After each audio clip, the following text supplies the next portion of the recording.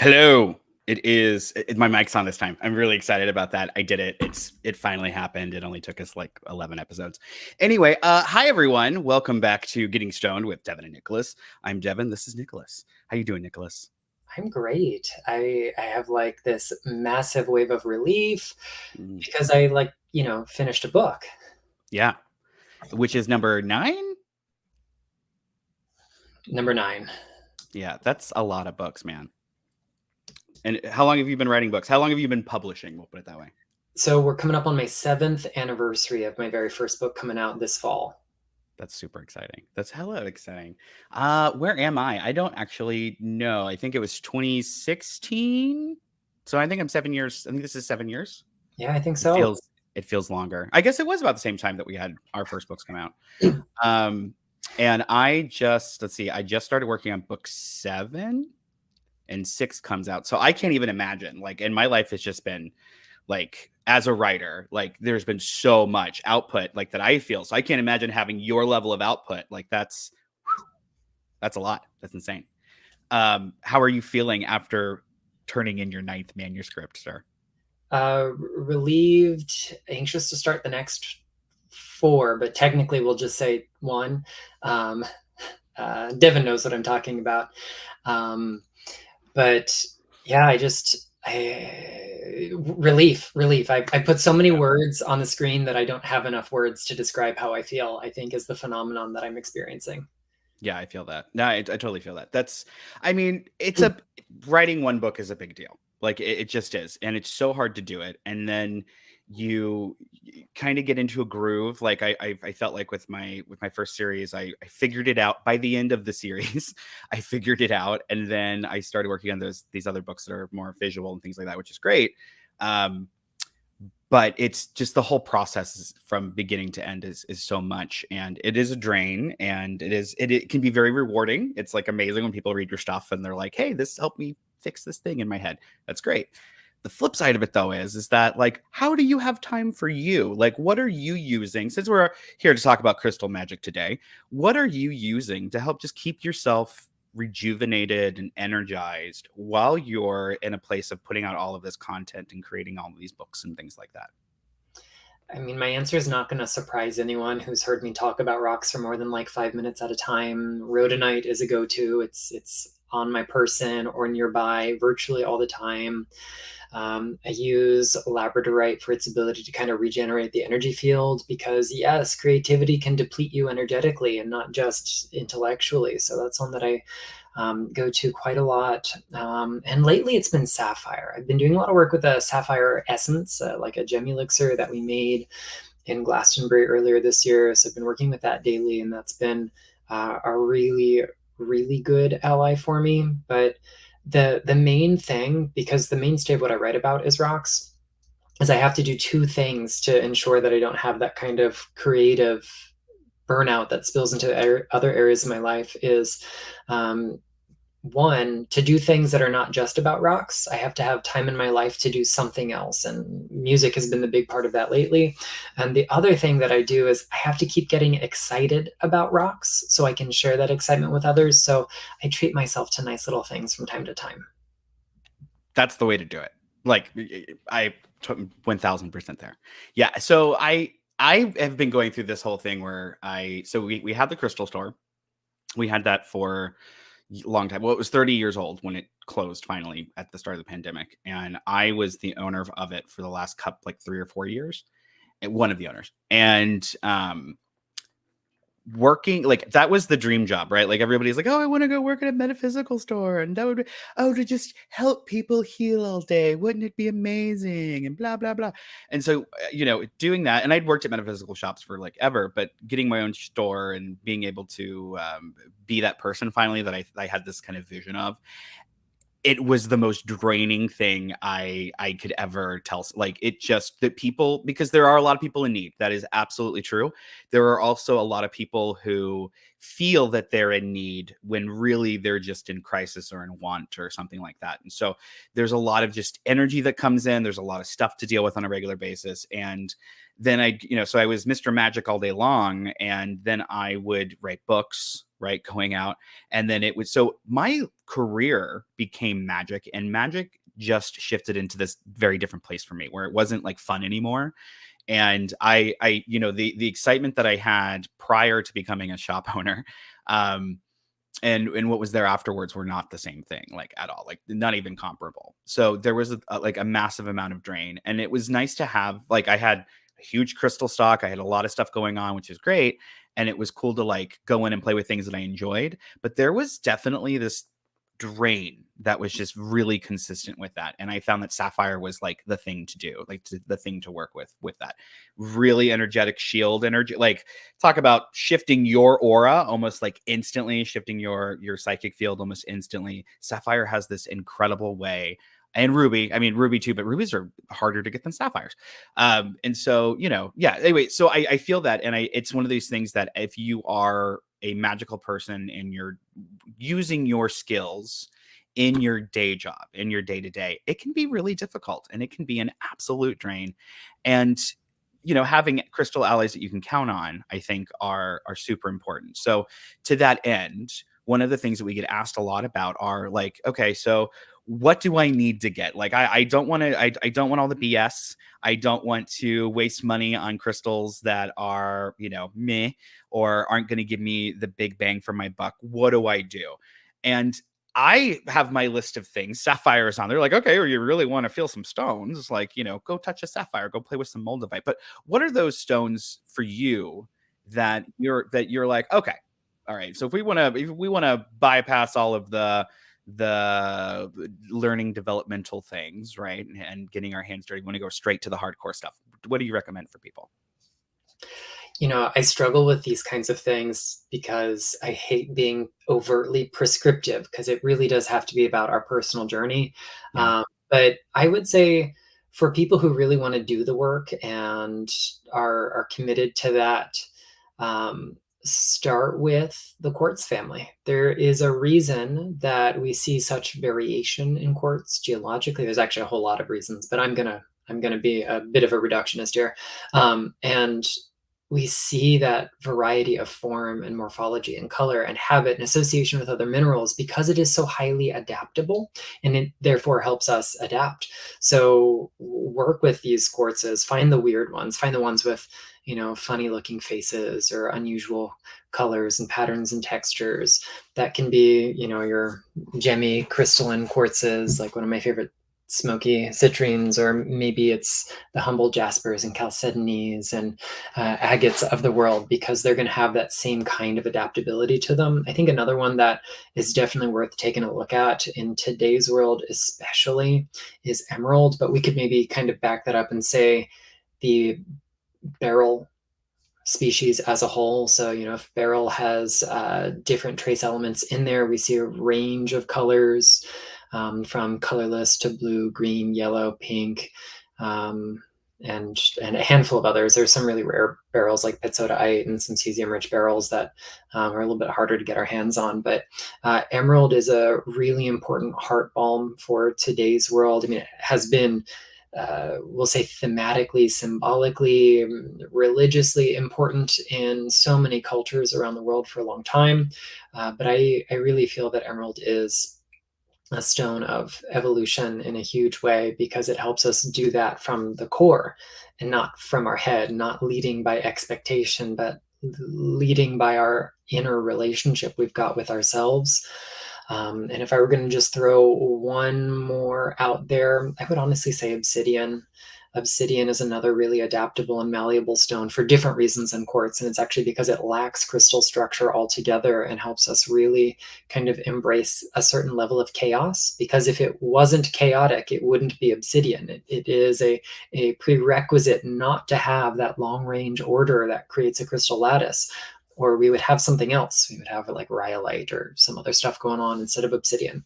So it's one of those really powerful stones of reflecting what's happening in our psyche. And we have to be willing to be honest and vulnerable to do that deep work. And obsidian helps us get there whether we want to or not. It does. It's a rather forceful stone. Yeah, I would say all of this. I'm a big fan of topaz, and I think there's something about topaz that finds it's like adaptogenic. I think is a good way of kind of putting it, in the sense that it's going to work with your energy body in a totally unique way. I mean, all crystals do, but you really feel it with topaz. And it's going to adapt to kind of what you need in the moment. So when we're talking about high stress, if you're in one of those environments, topaz is excellent. Topaz is also really good for those of us who are psychically plugged in all the time, and there's information coming in that can be overwhelming and or just overstimulating, and it's really good at just helping us adapt to the I keep hitting my mic, helping us adapt to those things. And that is so I'm a big fan of that. Also, if you want to feel like a spark, topaz is pretty sparky. So that's also a good thing I would say to add. Everybody, you are welcome to. We have a couple of questions that we're definitely going to hit in case nobody wanted to ask questions, but we certainly are open for questions. So, what you're going to do is drop your questions down in the comments, and we would be more than happy to answer them, because we know that there's a lot that come in on the usual show, and we don't normally get to answer all of them. One coming in from Ben. Regarding working in a shop and having, that stones all around you all the time and selling them, did it change your relationship to specimens selling them all the time? Like, what did it take for you to be wowed by a specimen? So you and I both can answer this, because you do work in a crystal shop right now. So you see them all the time too. And so for me, it once the luster of like crystals, like sparkly, like once that wore off, it really got down to looking for specimens that I wanted their energy. I did like the cheesiest thing. I would go in and I'd be like, okay, I am feeling X in my life right now. I want to work through this. And then I would go through my thousands of crystal books that I've collected over in the store had, because the store had been around for so long that it had these books that just out of print and things like that. And I'd look for crystals that I needed, basically. And that's what became like a wow thing for me. Even going to Tucson, like, yeah, there's some amazing stuff and there's some beautiful like art pieces that are carvings, and there's no way we could afford the 30 grand to buy one of those and put them in the shop. Like, that was never going to happen. So it got down to we got to buy what people want so that it's in the shop, right? Like, that's a must. But then there are going to be things that you want and that you need, like you were saying, like, you treat yourself to some things. So I know I introduced like wolfenite to everyone in my shop, and no one had ever seen it before. It wasn't a thing, but I'm obsessed with it. And so I made sure we had wolfenite pieces, and those came in. And those, there's a breadth of different types of specimens with that kind of stuff. So it became looking for those really special pieces out of different types of minerals and stones I could find, and just looking for the ones that were special. Like, that really became it. And I would find like special quartz pieces. Like, I have a tray right next to me of celestials that I collected, and I was gonna, we had them in the shop, and then we closed the shop down, and I was like, oh, I'll sell them online. And I went through, and they were like, no, we're staying here, we're your celestials. And I was like, are you sure? Okay, I'm not going to say no. So I have this tray of celestials that I'm just going to keep, that are, I mean, I actually want to show you some of the pictures, because it's pretty cool. I'm gonna find a piece, and I think it's this one. Yes, I went right to it. Let's check this out. So it is a smoky ametrine celestial, and we've had it in the shop forever. And it is just the sexiest, prettiest thing, and just holding it is kind of an amazing experience. Love this stone, right? So we had it for a long time in the shop, and it got to come home with me. So that's great, right? So you develop those relationships and those things, but ultimately it's a lot of the things that I would initially find exciting about crystals and stones were no longer a big push for me, I would say, towards the end, and aren't today, right? Like, it's just a different thing. What about you, Nicholas?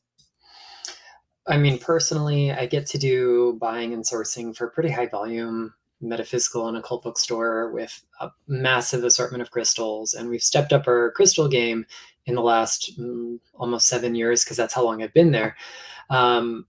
But I can tell you what doesn't excite me, probably better than I can tell you what does excite me in concrete terms. I'm tired of polished stuff. If I never have to look at a polished point or obelisk again, it would be great. You know, palm stones for days, like that kind of thing is just so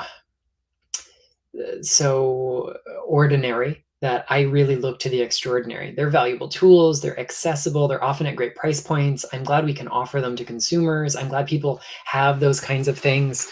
But I love a weird rock. I love something that has character to it. I love something where I can look into its geological history by seeing something strange that happened, and an unusual pairing of minerals, a kind of superficial etching, an unusual thing happening with its matrix, anything at all that is kind of, we'll say, an aberration, a happy little accident. Those make me really, really excited. So I'm constantly looking for the weird and the unusual, and I'm just as happy finding that one weird tumbled version of this stone in a batch of like 40 pounds that we got, as I will be getting that world-class mineral specimen, just so long as it's breathtakingly unusual. So I really try to go for things lately that have stories to tell, whether that is Mhm. the geology, like I just mentioned, or even like provenance. Um, Mhm. to know the supply Mhm. chain. I've started to focus on specific regions of the world that I collect minerals from. Yeah. Japan and the British Isles are two places that I am building my collection in, and building my understanding of the geological history of, and also the cultural history of rocks from these places is really Yeah. meaningful. So yeah, I gotta have a story. If it's just a polished, beautiful thing, it's for somebody else, and I'm Yeah. happy for them to find it, but it's not for me.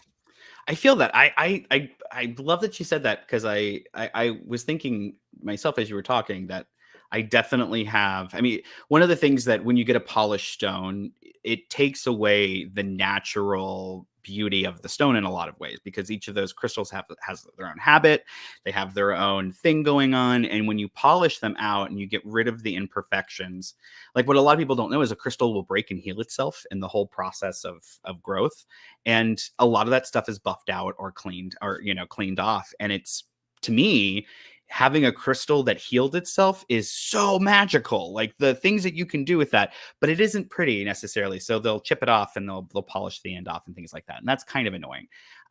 So I feel you 100% on that, and it's also, um to that end though, I do like my carvings, as you know. I do like my dragon. I'm especially into dragons the last couple of years. And so I've got like a collection of dragon skulls that are crystals that I've been collecting. And I want to grow that. I was just playing with them last night and I was like, you know what?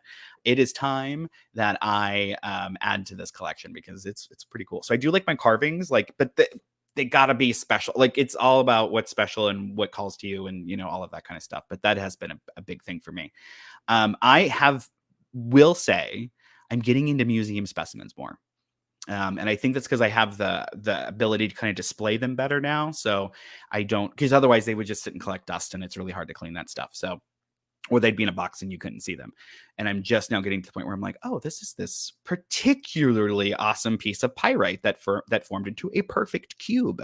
I have to have that in a display case with a light on it, things like that. So that is happening. I would say my tastes have matured a little bit in that regard, where I'd rather have just the really cool museum specimen on a little stand in a case. I'm there. Yeah, I I'm mean, spoiled because I used to work in an earth science museum. It was home to the largest, once privately held collection in the States, and now just one of the largest collections in the southeastern US. So I'm spoiled for quality yeah. and quantity and variety. Mhm. And it was probably those formative years when I was in college that really kind of sealed the deal on how I would want to collect going forward. Mhm. Yeah, you got privilege with that way. I'm just gonna say, your museum quality privilege over there. Okay, so moving on. Again, everybody, you're more than welcome to ask questions. So the next question actually is one that has been on the list for a minute, and that is that when we were talking, and I know we talked about this but I don't know if was an episode we talked about it in, or if we talked about this in the class. But cleaning stones, like actually cleaning stones. So one of the questions is, what's the safest way to go about cleaning stones? And it really depends on the stone, I think, because many reasons. Sometimes, specimens are going to be more porous than others. Sometimes there's already going to be cracks and fissures and things. And once you start cleaning, you expose those things more. Is there an all-purpose kind of like, or what the, well, I can't say all purpose because we just talked, there is no all purpose, but what's the closest to an all purpose kind of methodology, would you say? Especially you coming from museum worlds and seeing some of those finer pieces be cleaned. Yeah, so that the idea of care and conservation of geological materials is something I've always wanted to learn more about, but they don't make a lot of materials accessible to lay people. You have to like go to fancy schools to get that kind of thing, which was the goal, and that goal never manifested. But we did a lot of cleaning with soft bristled brushes and cans of compressed air and soft microfiber cloth so we wouldn't get fuzzies on stuff. For things that were like unprepared specimens, sometimes they would go into like iron out and other solutions to remove superficial deposits of stuff and mineralization. Sometimes they'd go into an ultrasonic cleaner. Obviously, those are things that you have to know what you're doing to be able to engage with effectively. So as far as at home goes, if something is not water soluble or attached to something that can be damaged by water, a good rinse is not going to hurt. I have been known to take a mild detergent and fairly stiff bristled brush to specimens of quartz and other things to try to get bits of clay and other stuff out of tiny little faces so that way they can sparkle a little bit more. And for things that are not water safe or maybe are too delicate for a detergent, then we want to wipe carefully. Microfiber works well, paper towels work well, especially the kind of cheaper ones that don't have a lot of fuzz to them, that aren't real cushy. And then cans of compressed air, as long as you don't have lots of tiny little fibers and druses and other things. If you've got like the water guns and bead guns and other things that folks use to prepare specimens and you know what you're doing, you can always do that. But stuff like that, stuff like ultrasonics can shatter things if you're not using it effectively or if you don't know how to read what's going on with the matrix. So I would generally say less is more, and appreciate the imperfections. Do learn from some old rock hounds and lapidary artists and folks like that, then you stand a chance to learn some pretty cool techniques for improving the, we'll say, displayability of things. Yeah, absolutely. I work with makeup brushes and canned air. That's pretty much all I use, unless it's something that's obviously like set in silver or something. Then you can usually throw that in a solution or something. But yeah, I do not like putting chemicals on my stuff. There was a time when like we had a Shiva lingam. And that huge Shiva, we have a huge Shiva lingam, not to brag or anything, but it's and we would have to polish it. And the tradition that we had learned was to use rose oil to polish the stone. And I was worried it was gonna like break the stone down, but over time it just turned into this kind of like cakey, sticky, and then we'd have to go out and use good old Dawn dish soap on the Shiva lingam and scrub it down and do all this stuff, and it worked. But it's just yeah, all that stuff is really hard. So I don't like to use chemicals. I don't like to use solvents or anything like that on stuff because it doesn't last. Like every time I've made that mistake, it's gone in a couple months. Like it just something bad happens. So I try not to do that. But I feel that. But yeah, no, that's one of those things. How do you feel about like water picks and things like that? Somebody mentioned water picks. Yeah, I mean, if the specimen is water stable, if you're not going to damage its matrix, if you're not going to break off tiny little points, if it's non-soluble, of course, I'm fine with good old-fashioned elbow grease because I try not to buy things that require too much prep. Every now and then I'll get gifted something that requires a little more prep, but I'm fine sitting there with an old toothbrush and a mild detergent. They make like jewelry soaps that are safe for gemstones that you can use, but you got to know what's happening chemically and structurally. You got to know whether treatments have been done. So like part of the reason Shiva lingams tend to get icky over time is because they get waxed, and they don't all use the same kind of wax. No, they do not. And you can smell it. Mm-hmm. Yeah. And other stones get stabilized. So you run the risk of like kind of rupturing that outer coat, and then the inner stuff could react, or it could just make the outer coat look funny. So as long as you know what you're doing, those can be viable options. But if you're not sure, it's the same rule I give people with elixirs: when in doubt, leave it out. If you don't know that water is 100% safe for that thing, don't use water. Yeah, yeah, absolutely. Okay, so I'm going to turn my hat around for this question. Do either of you work with fossils? And if so, how? Like specifically, this was like in a spiritual way. It was a conversation I was having with somebody a couple weeks ago, and the answer is hell yes. I do. I love working with fossils. I know you do too. Yes. Oh, I have here. I have this one that's right next to me. I have this buddy.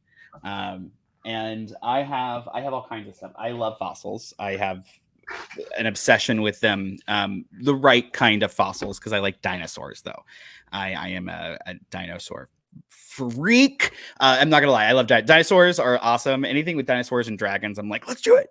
Or kaiju, anything big and lizardy, I'm here for. But yeah, so I do really like fossils. I do like working with fossils.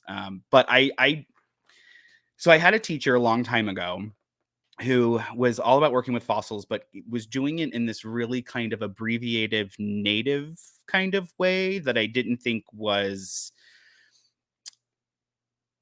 balanced or well rooted, we'll put it that way. And it was, while it was interesting to go and learn, that stuff for the weekend and things like that, I still walked away with it being like, this is just like Native American shamanism that's turned into this horrible thing that it isn't what it's supposed to be. And it was, yeah, anyway. So I tend to throw a lot of the traditional, like traditionally accepted protocols and things like that out the door when it comes to fossils. I really like to go in, meet them on my own, get a vibe for what the specimen is, who it was, what their thing was.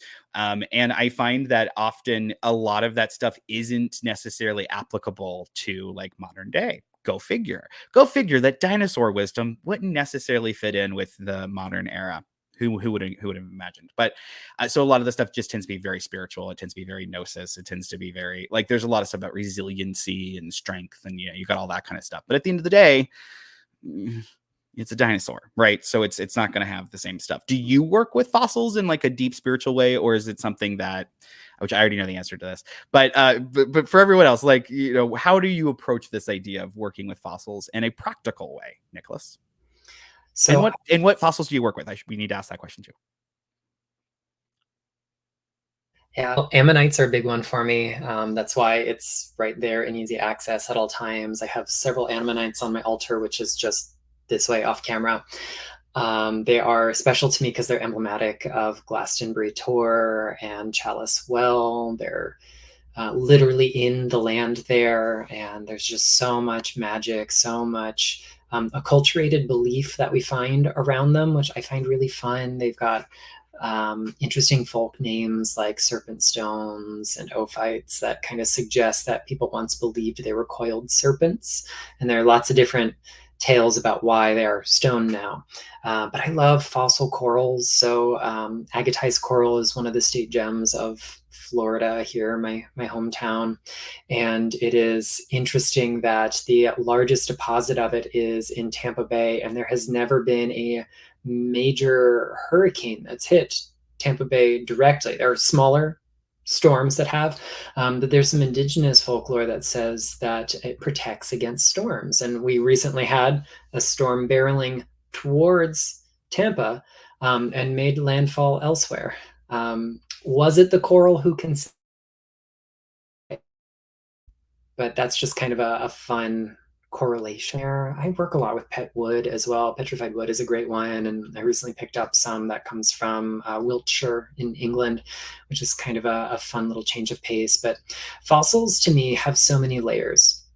We have the mineralization. So, if I get a gastropod, if I get like, a mollusk or seashell and it's been agatized, it's going to feel very different to one that's been opalized, or one where we have a bivalve that's a replacement by vivianite or rhodochrosite or other kinds of interesting mineralization. So, one layer of it is knowing what it's made out of and how that interacts energetically. Another one is the story of how it got to us, which includes the kind of psychological and sociological lenses. We get to look at things through the interaction between the human mineral spheres there. And the other part is the previously biological part. wisdom does this organism have to share? What is encoded in this memory of what this animal was, or plant was, or other living thing was? So, I find some fossils to be immensely practical. Petrified wood is easily one of my favorite grounding stones, as Devin might recognize from something we've got right. Hmm. But I really enjoy so many different kinds of fossils, and I have hopes that one day I'm actually going to write a book on the magic of fossils. We'll see. Yes, please. Yes, One day, please. maybe. Yes, please. Do that, please. Okay. I would love that. Yeah, yeah. Please do that. No, that's freaking awesome. I do really like plant fossils, and go be surprised, right? But I really do like plant fossils. There's something about the planetary evolution that tends to be really apparent in biological, well, plant fossils, things like that. So whereas you don't necessarily get that with like an animal fossil. So that's a pretty interesting thing to go and play with. If you ever get a chance to go to something like Tucson, where there's like literally just entire football fields full of fossils, or go to a museum where you get to actually go and touch things and play with it, just go be around like fossil energy and compare the difference between plants and dinosaurs, or plants and mammoths, or whatever animal that is that you're seeing, and just compare the difference, and you will see a very, even though it's all dead and it's all been mineralized and things have been replaced and taken out, there's still something very unique about each of those different groups, and that's something that I think is very, very, very powerful. Okay, so another question that we get asked a lot, and this is one that I've been like, I don't know if I want to answer this because this might get us in trouble, but I'm going to ask it anyway. And that is, what is your favorite quote unquote off limits stone? So this is stuff like uh stones that we're not supposed to like, stones that are maybe have a bad history, or we're caught up in something nefarious, that we're just usually advised to stay away from. What are the ones that you're like, oh, but that's a thing, oh, but there's energy there? What's your favorite off limit stone, Nicholas? So I really appreciate radioactive minerals, but I don't collect them myself. So like we're on Mm, the cusp of something there, and like I've had a couple accidental close calls with them that like I have quite a bit of caution, but my intrigue is piqued because we've been intimate in ways I didn't mean to be intimate. I once was mhm, picking up fragments of an unidentified mineral in my museum days, and I was just sitting cross-legged on the floor and storing all these like acerbic green, crusts of something in my lap for a good hour while I'm working over a not so well ventilated space, plastic tub, where these fragments were. And I have lived to tell the tale. mm, 0 out of 10, do not recommend, but I mhm. survived. So I could answer that, but I have something weirder that Oh, let's do is, it. um, is strange, and I can't profess to know it intimately, but I'm deeply fascinated by it. And it's a material that is known as tangazite, Hmm. also called shaitanite. Hmm. Tangazite is an accidentally almost natural glass. Um, Almost. Hmm. Almost. So there was a Tengiz oil refinery, I want to say in maybe Kazakhstan. I have to look Hmm. this up in a It's hot minute. Kazakhstan. And in the 80s, there was a massive fire and explosion that could be seen for something like, I think the plume of flame could be seen 80 plus miles away, and the smoke from well over 100 miles away, and it burned forever, and it burned at temperatures comparable to like the surface of the sun, Mm, at the core of the explosion, and it melted the mm, well, accidental glass, and it's bluish because of hydrocarbon, not typical of glass. And the trade name Tangazite is named for location, but best as I can mhm, tell, Shaitanite, its other name, comes from a Turkic root meaning Satan. In other words, it was like mhm, hellfire that created this thing. And you definitely get we'll say a prickly kind of energy from it. So it's not what I work with intimately, but weirdly, I quite love glass for a number of reasons. And this is just, it's so mineral adjacent, like nobody set about to make it on purpose. And this kind of fire explosion could have happened without human assistance. It was way bigger because we were involved. So hypothetically, it could have been natural. It just wasn't this time.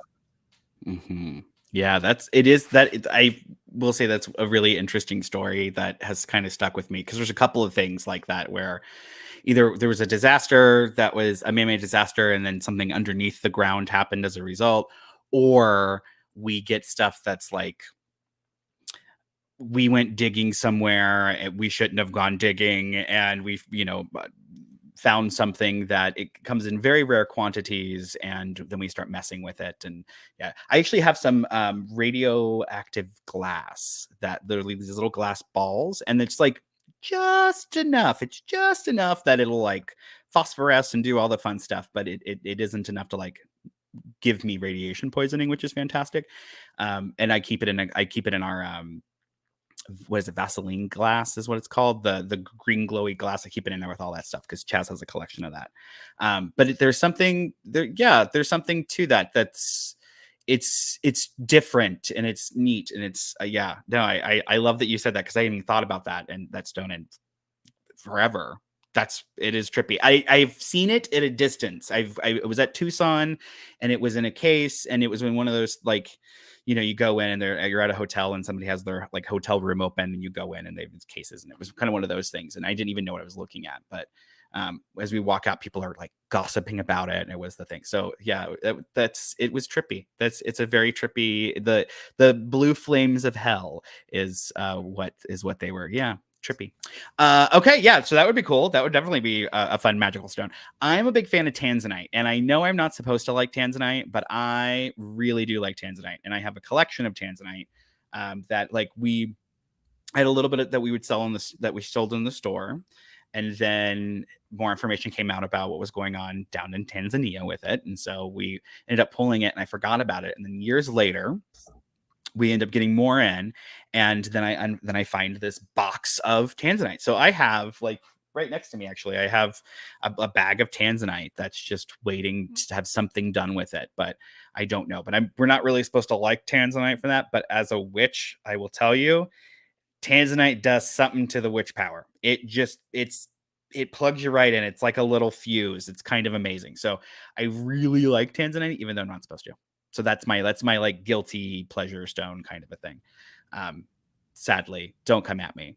I have it. I give it away to people. I don't sell it so much these days, but I do tend to give it away to people. If you're like a magical person and you've done something for me, I'm like, have a piece of tanzanite. Anyway, okay. So that's like the big questions. Those were the things that came in. So, and we figured this would be a shorter episode, but that's okay. Is there anything that came up or while we were talking today that you were like, oh, that's a thing that I get asked? Oh, there are a couple that I think are easy questions to contemplate because they come up so much. One is size. Does size matter? And Yes. we can all raise an eyebrow and make the joke, but No, it does though.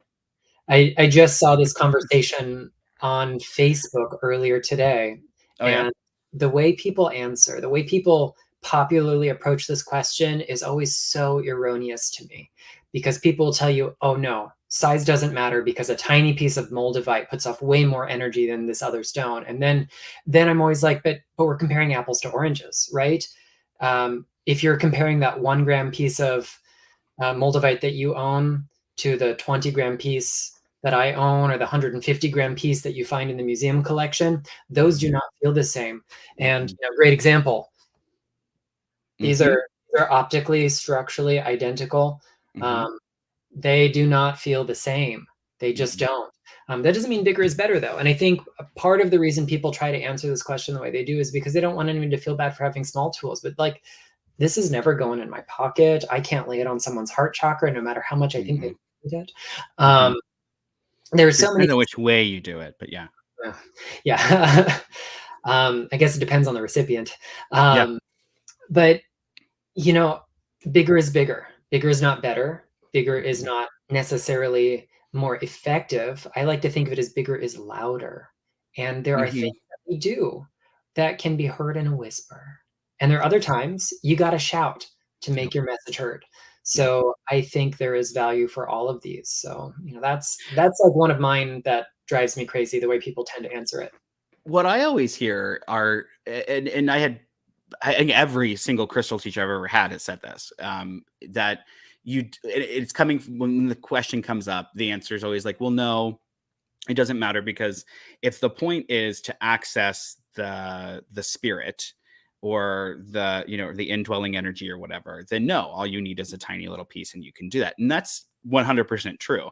But it is true to say that it is bigger is louder, and it just boils down to that particular thing. You can still get a lot done. You can do things you can't do, like with small stones, right? You can do combinations and wear them around your neck. You can't do that with a big giant chunk, right? Like that, there's something to all that.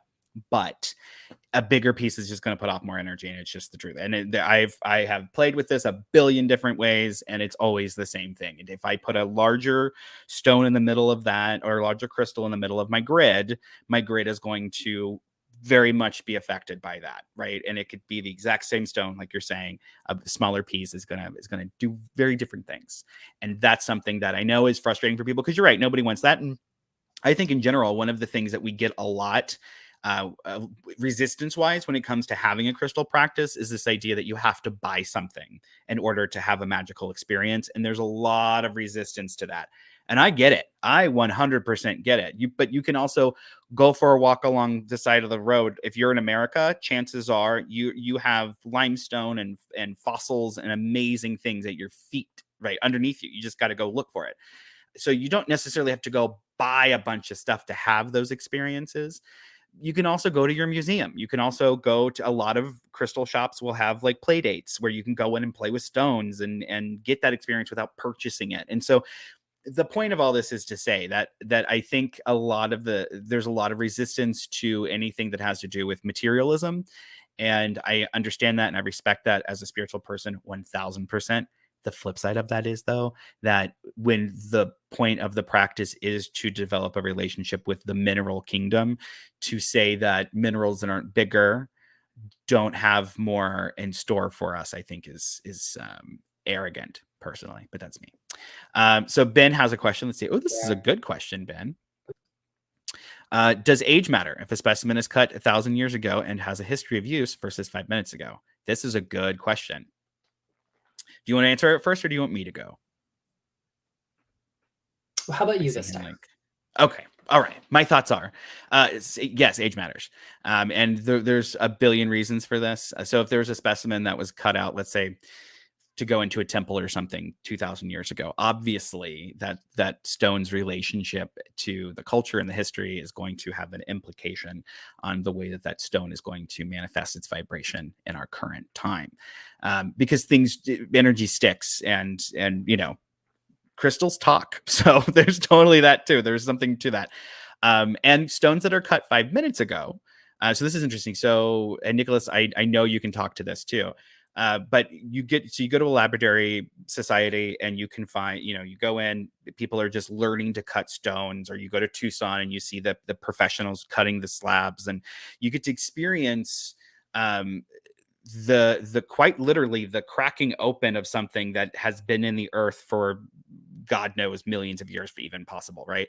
Like, it's some really trippy stuff. There's also crystals that will undergo one formation process for half of their life, and then they'll undergo a very different process the other half of their life before we get our hands on them.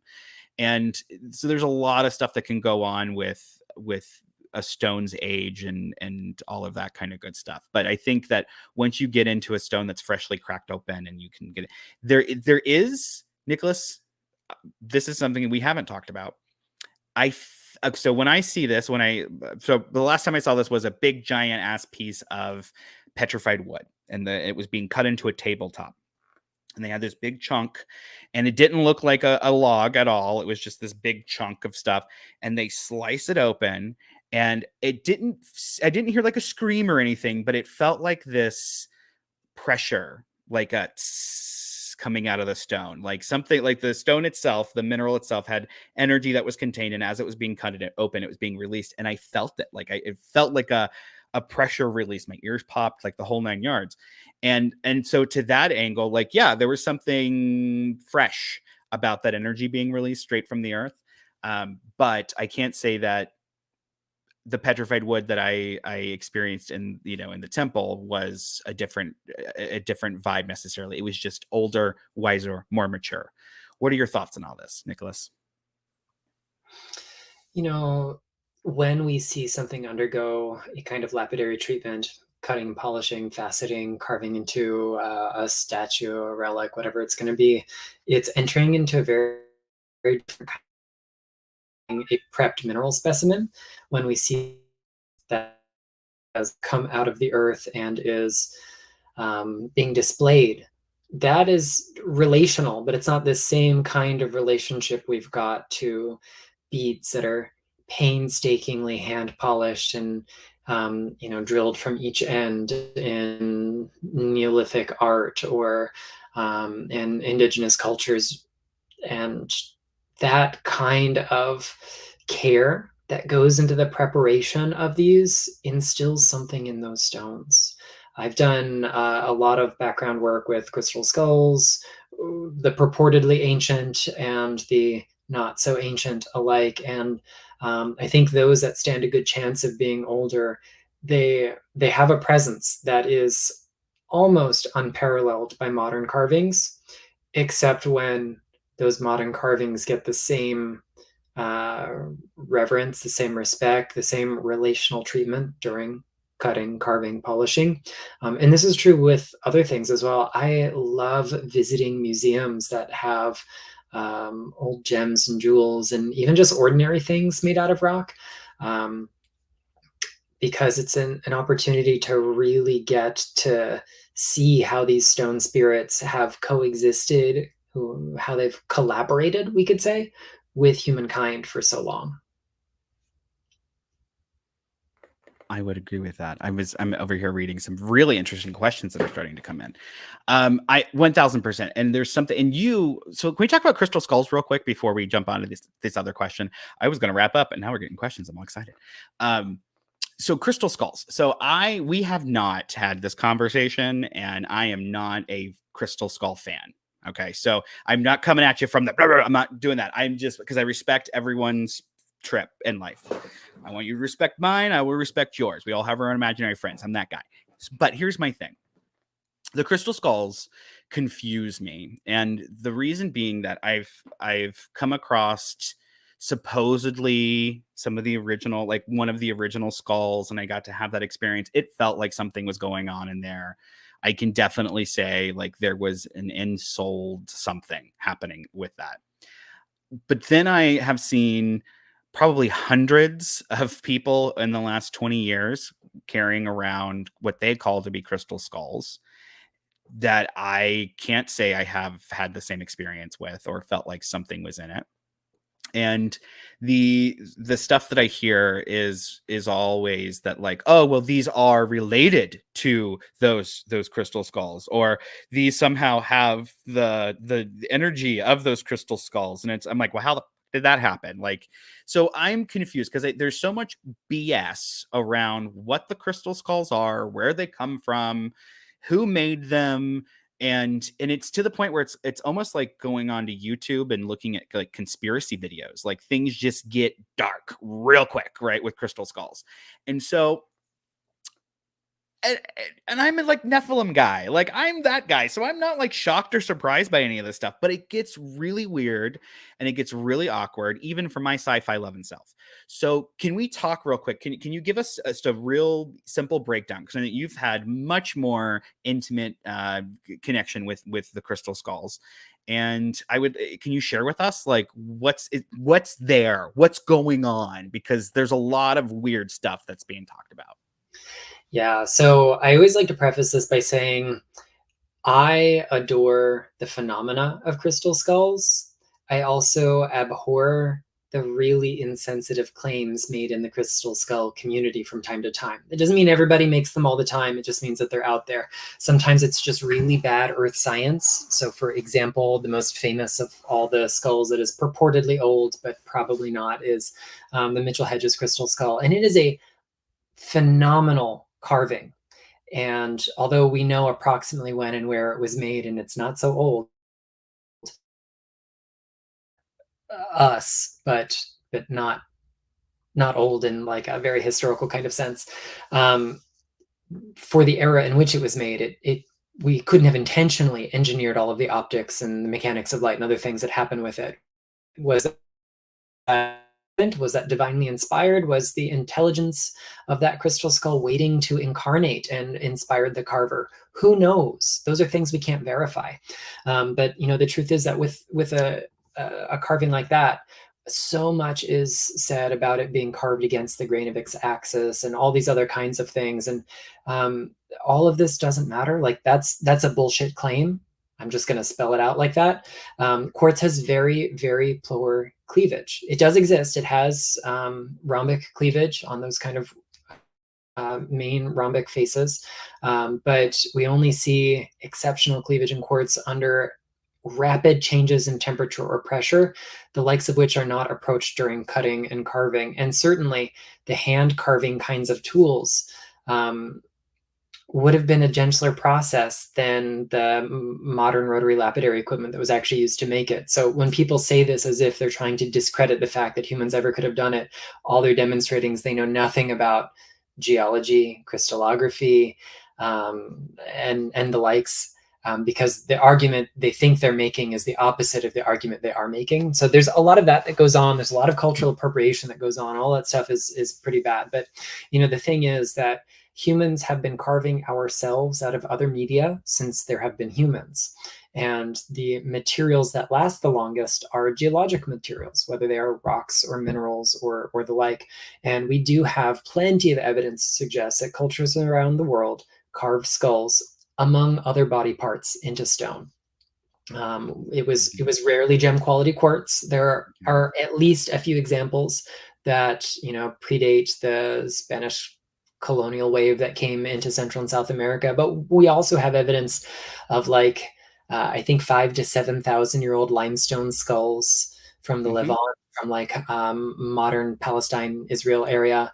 We've got 9,000 year old skull carvings that come from other places, but we have far more modern forgeries than anything else. And all it takes is a quick search on eBay, ancient crystal skulls, and you're going to find dime a dozen copies that are made in China that are allegedly Tibetan or allegedly from the Hongshan culture, and they're made out of stuff like modern man-made glass and jade and other hard stones that are made to look old. But it's sad. But I think the skulls are really fun to talk about, and maybe when we get into spooky season, we'll devote an episode to them. Yeah, I'd love that. That would be super fun because there's a lot of questions that a lot of people have when it comes to those crystal skulls. I have had I said I had a run in with one that was on tour, and but this was a very long time ago, like another lifetime ago almost. And it was before they became a thing, like a real big thing, and so so I feel that was a genuine experience, but it's there. I think the idea that aliens came down and created these things is much more unrealistic. And I love aliens. I wish we had aliens that came down and did stuff. That'd be amazing. But I feel like that is way further from the reality of the situation than anything else. And like you were saying, we've been carving ourselves into everything since the beginning of consciousness, pretty much. So it's everywhere. It's a big part of the culture. And I think it's also ignorant to expect a civilization that was as prolific as the civilization that these crystal skulls supposedly come from, that they weren't intelligent enough to find oh, look at this really gorgeous stone, this obviously needs to be carved and put into a temple, or so, you know what I mean? It just seems like it's everyone else was doing it, why wouldn't these people? And it literally comes down to that whole thing that happened, and with white people going into places and taking the stuff. It's the same freaking thing. And when it comes to the crystal world, and it comes to the history of minerals, and mineralogy, especially the modern history, it's loaded with this stuff, folks. If you don't know how loaded with colonialism the mineral world is, then my friends, you need to sit down. It's some of the most glaring examples of colonialism are related to the mineral world. So when it comes to this crystal skull stuff, it's a turnoff to me. It just is.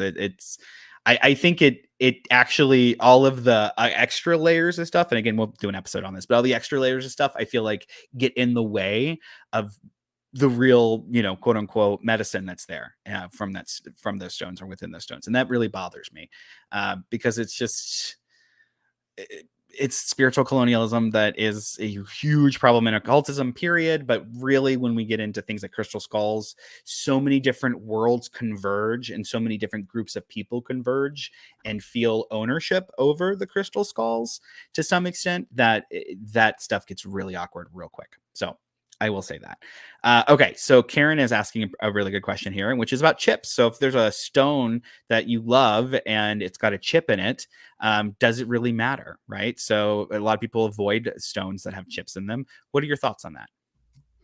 Well, the first thing I'm going to do, and it's impolite for all the rules of etiquette, is answer the question with another question, or maybe a series of them.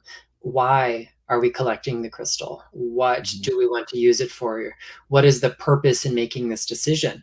If aesthetics, resale value, the longevity of your collection's value matter, then you're going to take those things into account. If like Mhm. me, you really appreciate fine quality, like museum grade specimens, a well-placed chip devalues something really, really rapidly. Now, I don't Mhm. buy things because they're going to be valuable to resell, because I have zero intention of ever selling like 95% of all the rocks I ever get. Yeah.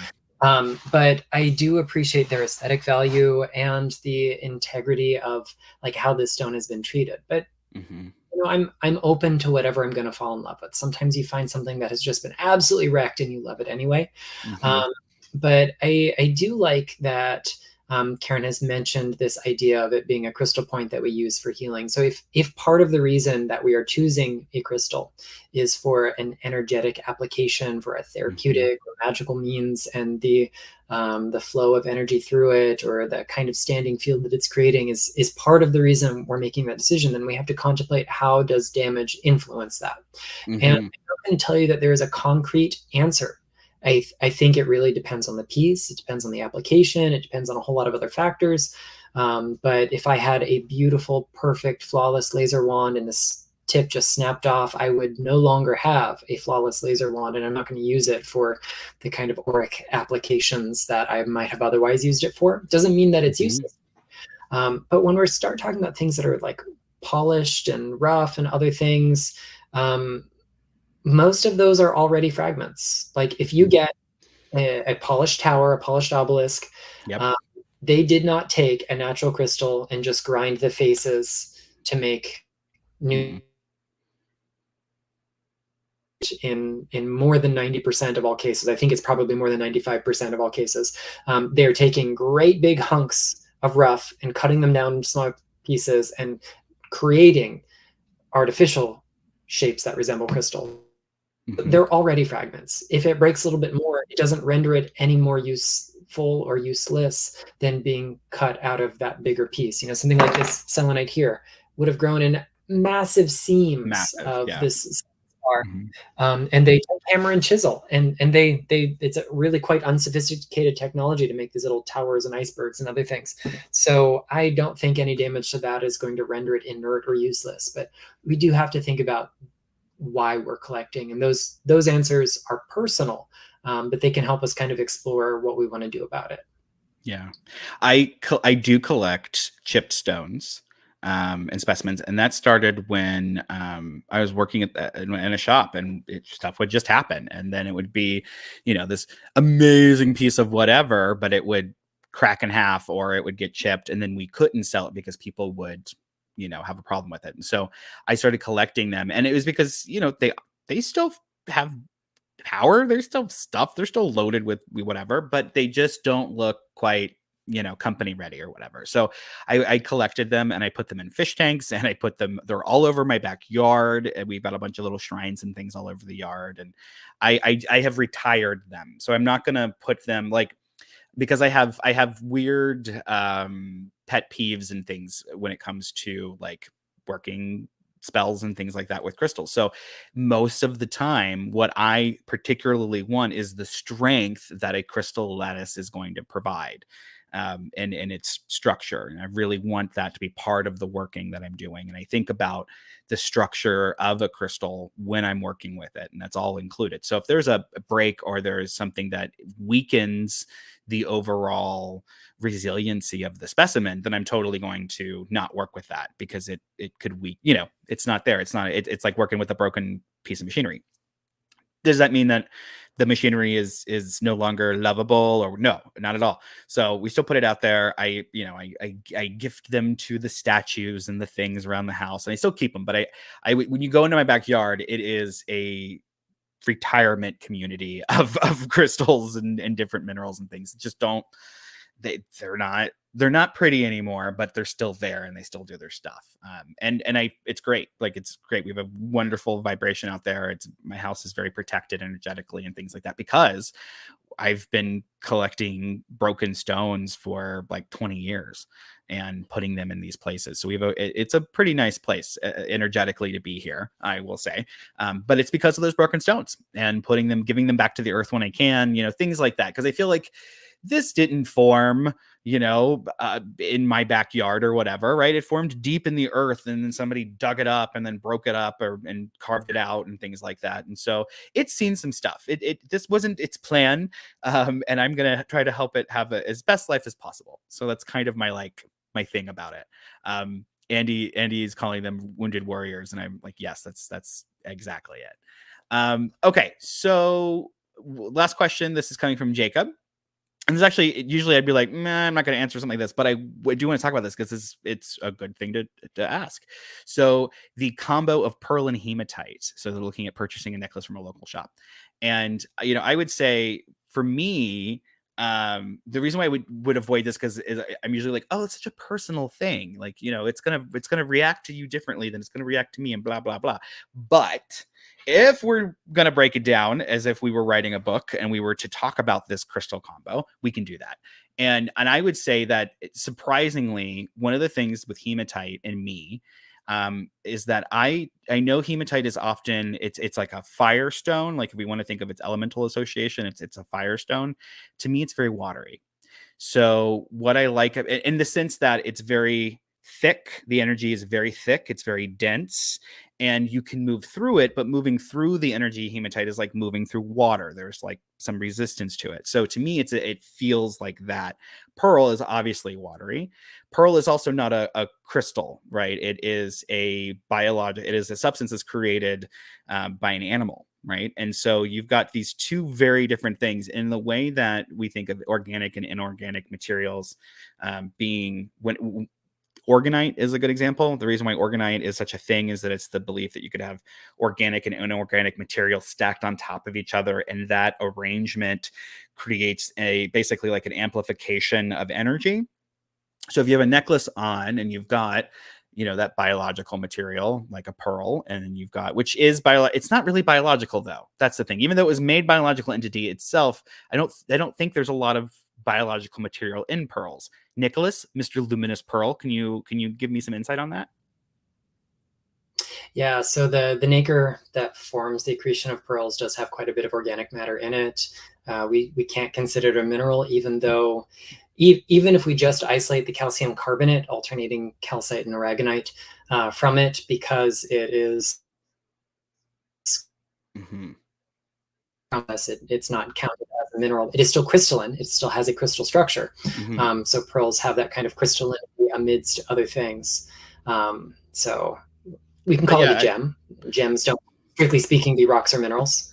it's like a biological, yeah, we'll call it a but yeah, so you've got that that alternation of the two, if that's what you're talking about, you have a combo of that. It actually would be pretty good for amplification, things like that. But to me, that would be a very psychically grounding, especially with that combo. It'd be very emotionally grounding, and it would help with stabilizing if you are somebody who has a lot of emotional energy around you, or you're dealing with a lot of kind of chaotic energy. I think that would be a beautiful combo to work with.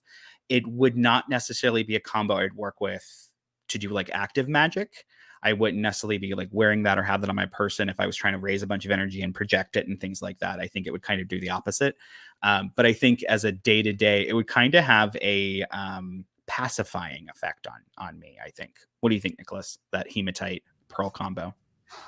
So I've got a lot of thoughts, and I'm gonna kind of distill them to a couple different conversations. The first one is about combining crystals generally. It's a lot like combining foods. There's no absolute value of what makes a good combination versus a bad combination. And it's all about our kind of energetic tastes, our psychic palates, if you will. So if this is a combo that's palatable to you, it doesn't matter whether or not someone goes, oh, I'd never wear that, or I would absolutely wear that, because you got to love it for yourself. As someone who enjoys chocolate and peanut butter, a Reese's peanut butter cup is a delightful treat. But if you can't have either of those substances, allergy, sensitivity, whatever it might be, then that's a bad combo for you. And that doesn't mean that it is morally a bad combination, just that it doesn't vibe with you. So that's how I usually approach these kinds of conversations generally. I do want to just provide a little bit of counterpoint to the idea of pearls generally. There are lots of counterfeit pearls on the market, and there are some really, really convincing ones that are hard to test unless you go to school for learning how to do this kind of stuff. And because they are created by living things, they have to kill a living thing to harvest them. In the case of oysters that are usually done for this, the rest of them gets used for stuff. It could be worse, I suppose. But as someone who really kind of contemplates that kind of ethical supply chain more and more, the only pearls that I personally work with are vintage ones, because the buying and selling of vintage pearls isn't creating new demand and isn't injuring new organisms. But that's a personal choice that I make. It doesn't mean it has to be anyone else's personal choice. I'm the same way about coral. I won't buy new coral. I will buy fossilized coral because it stopped living millions of years ago. And I will do like beach combing kind of coral stuff that washes up on the shore. But unless it's vintage, agatized, or on the seashore, I don't do coral because it's too precious a part of our aquatic ecosystems. So, those are just the kinds of things we have to consider. I know some folks who won't buy lapis whatsoever or malachite whatsoever because of other reasons, and I have a slightly different way of navigating those. So I'm not telling you my opinion is better, just that that's the one that I follow. Yeah, absolutely. I have because you don't know. That's the whole thing. So you don't know how like pearls are harvested. So if it's something like there's a food industry, they are farmed, things like, I would rather all of the animal be used. I'm not gonna lie, like that, it breaks my heart even more so that we would get into a place of consumption and then waste part of the animal. So like that's a thing for me, like a big thing for me. And so I do stay away from pearls because of that a lot of the times. However, there is a guy on like TikTok who he buys their dead oysters. They've been steamed and cooked or whatever they're harvested supposedly for scientific reasons, like for dissecting and things like that. So they're dead and they're already in a solution and things like that. And he opens them up and you can bid. You can be like, here's my $5, and he'll open up your oyster. And if there's a pearl, he'll snap it out and he'll send it to you, which is kind of neat, only from the perspective that you get to see the whole like what's really going on. It's the big pearls are like a big problem, because if it's a big pearl that came from a wild animal, and that is a problem for a damn sure. So I would say that kind of stuff, just pay attention. That was always something that a buyer friend of mine was very good to cue me in on, was the idea that like the smaller pearls are more than likely the harvested. They were specifically raised in a farm to be eaten, those oysters, and then this is a byproduct of that. But the bigger the pearl, the more likely it is that it was wild caught, and in parts of the world that's illegal too. So it's like there's a whole, pearls are interesting for sure. But I mean, it is your thing. Okay, one last question, which is going to be an easy one, which is what about mother of pearl? So mother of pearl energy, which is that so mother of pearl is the inside lining of that oyster. And it's used for all kinds of things, from jewelry to and abalone. You can get abalone mother of pearl, and it's a beautiful natural phenomena that happens. So what do you think about mother of pearl? Same kind of idea. I'm really reticent about investing in new material, but I will use vintage. Mm-hmm. Mother of Yeah. pearl. You can also find folks who do like reclaimed shells that they are turning into beads. Mm-hmm. So things that are not putting a new strain on the kind of ethics Yeah. of the supply chain. But in gemstone energy medicine, which sounds a lot like crystal healing, but it's not, they use mother of pearl specifically to nourish the emotional body, to Mm-hmm. shield the emotional body. Think about how that nacre on the inside of the shell provides this kind of insulation in some ways, Mm-hmm. in which the organism grows and develops, in which the pearl can also grow and develop. And energetically, they view it as kind of doing the same thing to our aura, helping it create this kind of insulating effect. It's a stone often associated with like lunar qualities, as were pearls. They were both Mm-hmm. once believed to be congealed moonbeams that Moonbeams. Yeah. fell into the open seashells. That was an actual belief. Mm-hmm. And so I write about both pearl and mother of pearl in Stones of the Goddess, because of those kind of lunar goddessy, oceanic vibes fitting the context of that book. Yeah, absolutely. Thank you, Katie, for getting one. I don't know who you're talking to, but we appreciate you buying our book either way, um, because that all matters and it really does help. So thank you so much for your support. We appreciate that. Okay, everyone, I think that's it for today. We went over an hour, which I was not expecting, so that's totally cool with me. Thank you for tuning in. We'll be back in 2 weeks, and it'll be the start of spooky season. So send us your spooky crystal questions. We would love to answer them. In the meantime, you can check out modernwitch.com, and there's all kinds of good modern witch goodness there. And Nicholas, where are we sending people to check you out online? TheLuminousPearl.com. There you go. There you have it, folks. All right, everybody. Thank you so much for tuning in. We will see you in a couple of weeks. Keep it cool. Try to avoid crazy weather stuff and batten down, because we have like 10 more days of retrograde, but it's okay. Real quick, Nicholas, stones for retrograde. Oh, so yeah, I actually wrote about this not that long ago. I've been using Epidote in Mm-hmm. Prehnite. Mm-hmm. Prehnite is very Virgoan and ironic, so it's great.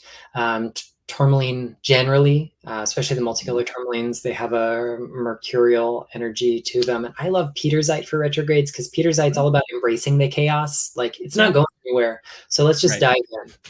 Yeah, I like that. I like that a lot. All right, everybody. Thank you so much. We will see you in a couple weeks.